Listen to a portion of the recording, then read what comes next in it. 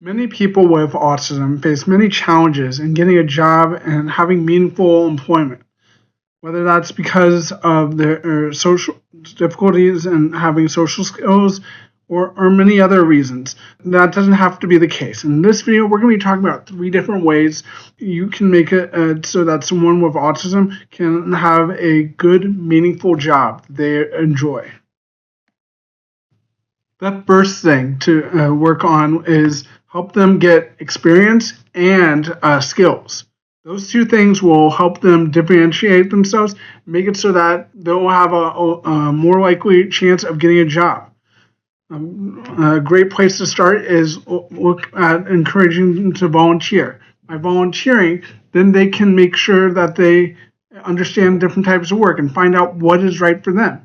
I had a guy I worked with a number of years ago who worked with in a food pantry for a while. He wasn't employed in the regular sense, but he was regularly working there, and I understood that for him was something that was meaningful, that he was dependent on, and people looked for him to do things. That's a lot more meaningful. Was a lot more meaningful to him than just sitting around doing nothing. So another thing is to try a number of different experiences that you don't know where things are going to do. The fact that I have a YouTube channel, I showed that was what got me the job I have now. It was considered office experience for me.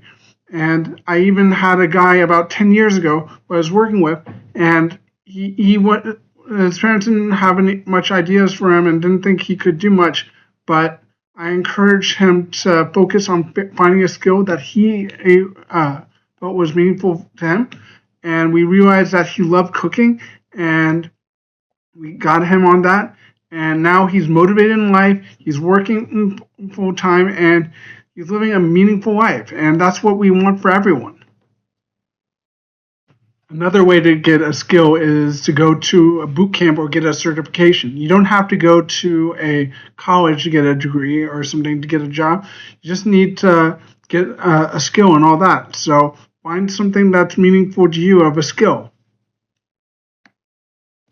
The second thing to do is to make sure that the person has workplace skills so that they can make sure to do a good job at the job they're at, no matter where it is. Make sure that they're on time. They know how to have good hygiene and other things like that. Some of these things may be basic for you or me, but for certain people, they may be things that need to be gone over with.